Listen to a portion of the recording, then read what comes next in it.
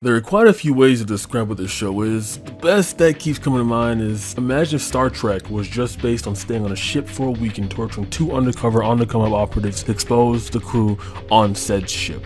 Yeah, that sounds about right. Pixie Soft, known for making classics such as Time in Asagi, has made another banger? I'm putting a question mark behind it, because if we go on with the ending in episode 3, then I kind of like it caps off everything pretty well and I don't have to see any more bodily fluids flooding my screen at 90 miles per hour. However, if this is a 4-episode series, which it actually is, and that's how the true ending's supposed to be, which I'm supposed to interpret it that way, then that just lets Bogan have his plans fully come to fruition. He predicted everything tooth and nail.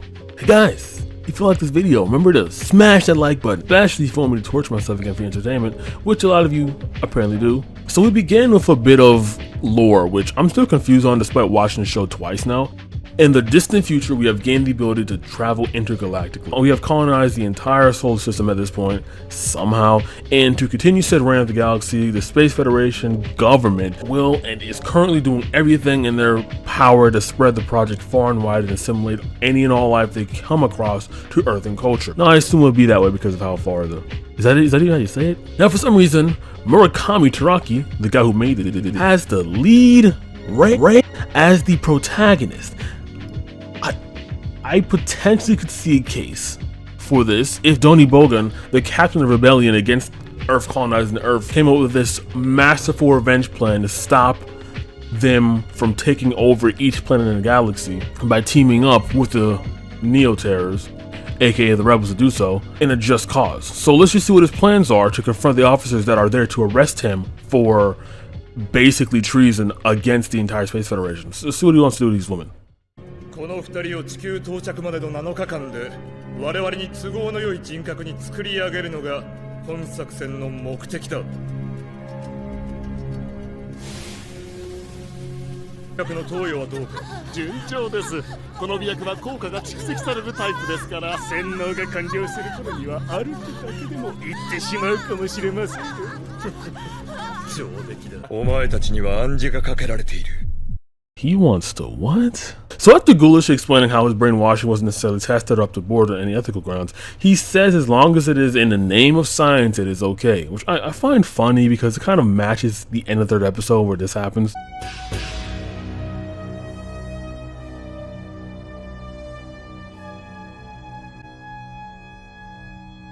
Did I just spoil the end of the 3rd episode? Absolutely. But it's important because there's just like, for lack of better words, non-stop mind break rape scenes for about 80% of the 4 episodes that we're gonna see here.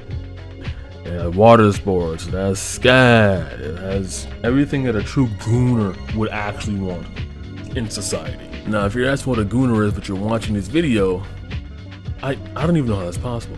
And with the goal to make them think they're helping everyone on the crew to alleviate their stress actually by taking on the title Comfort Officer, their new warped personalities along with their sexual upgrades will put them in a position to basically have infinite sex drive and a motive to keep them going while they're getting violated. There have been instances before and after where Naomi and Larry do fight back to said officers who were there to arrest them, but it's just brushed off as plot armor because again, he's the main character, and on top of that, we kind of know what's going to happen to them in like 2 seconds anyway. Well, speaking of Donnie Bogan's motive, right? Why is he so bent on making sure these 2 officers have a brutal time being transferred from wherever they came from back to Earth? Because again, I don't think they explicitly describe where they were coming from, but it doesn't really matter that much because we just assume they're doing like cop duties because they're basically just in the same position as Bogan is. They're in the army for Space Federation because technically Bogan is also in the army as well for Space Federation to travel across the galaxy, so therefore there would be nothing to suspect there. However, without any evidence, they can't really charge them for being in collusion with the Neo-Terrorists, so that's where Naomi and Larry come into play to gather evidence and then report it back and then get them arrested at the end of the 3rd episode stage. So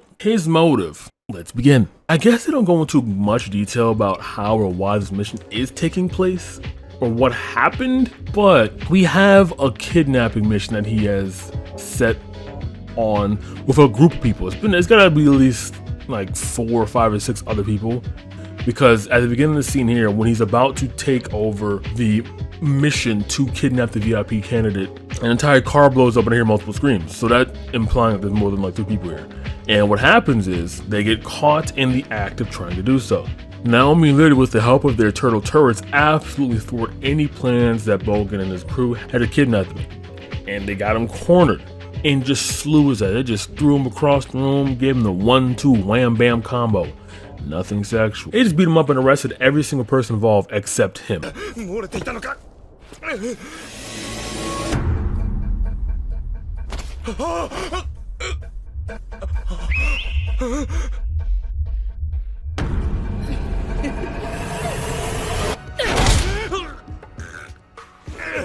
この町で高級娼婦が買えると聞いてやってきただけだと。おい、正直になった方が身のためだぞ。もういいわ、ナオミ。首謀者はあらかた捕まったようだし、こんな小物、私たちが直接手を下すまでもないでしょ。I'm not gonna lie, I'll be pissed off too. I'll be like, man, really? Am I that much of a chump that they don't want to arrest me?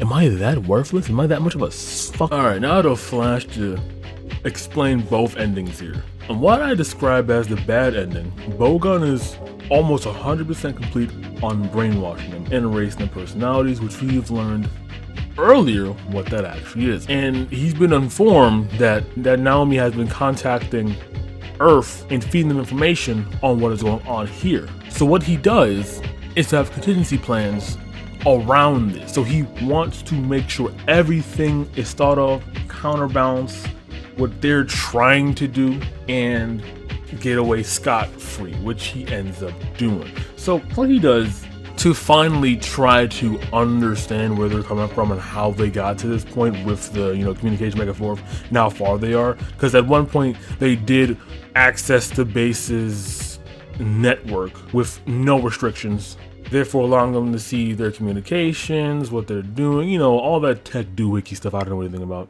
And that's what they've probably been sending to the space feds, and allowing both women to assume they got the one up over him, and then at the last second pulls off this plot twist.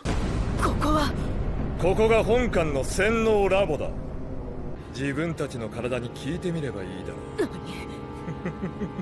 う。毎日ここへ来ていたのに何も覚えていないのか。なんですって。And proceeds to marry them. There is one part I do want to mention. He also tells them his entire plan to get them to reveal more. And once they have revealed more, then he goes off with his true final gambit. It's like 5D chess here of, okay, well, guess what, guys? I stalled you long enough, but now it is 9 o'clock p.m. and you can't do anything. Now, if all of your plans in my brain, guess what? You are fucked. Boom, 9 o'clock, they're done. That's it. GG. Now that they're married, he uses their connections through marrying them to be seen as a hero for transporting them to Earth safely, while eventually getting enough political power to sway the entire world however he sees fit. The Neo-Terrorists, New Solars, the entire world. It's kind of anticlimactic because it implies all of the fighting and the cleverness that both women displayed in this series was all for naught, but mainly because they don't exist anymore in this ending. He wiped them clean with his experimental technology. The end. Now, that was the last episode. The semi-good ending, which I partially approve of, goes as follows. If we pick up right where the bad ending also picks up, it's right after women start questioning Bogan and his crew's motives. They start to feel off about themselves. They may have massive memory gaps after nighttime, because that's when his crew assaults them. And the thing that's been ticking them off since they got on this shit to be transported to Earth was why the crew was so friendly to them, despite they had to have known a little bit of what they were there for. Naomi was there for specifically to investigate them, like I mentioned before, to turn them into space vets, being complicit in helping the Neo-Terrorists from stopping them from expanding their expansion globally. And also other crimes such as the kidnapping, I assume. I assume it's connected. I assume. And obviously, there are crewmates who got a bit too, let's just say, trigger happy and decided to jump the gun before the women were completely brainwashed and ended up getting their asses beat in the middle of the cafeteria, which I do find pretty comical, because like, damn, these bitches can fight.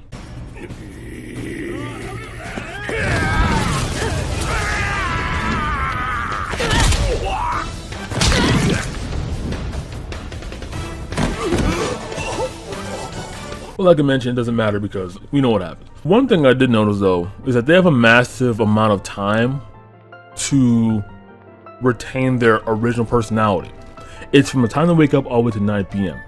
Now, that is a pretty massive window, and in this time they can do destructive damage if they were to pick up any hint or inclination about what's going on to them. But hey, you know, that's me. Maybe that's a bit of a plot hole that we shouldn't talk about, but that's me. With this window, they use this time to prep an all-out attack, and this beautiful montage happens. 事件は翌日の15時過ぎに起きた。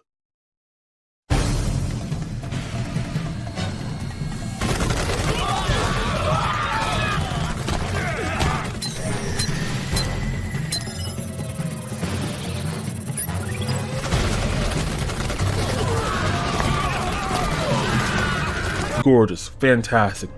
Once cornered, back against the wall, Bogan gets another liver shot. Reminisces back on a time where they beat him 4 years ago. Flashes back to here, stumbles over, chuckles and says, "Don't worry, your time will come to an end soon. It's almost 9 p.m. And then, that's right, the space feds were picking up their message on the ship and intercepted them and captured them. The whole crew was put on trial.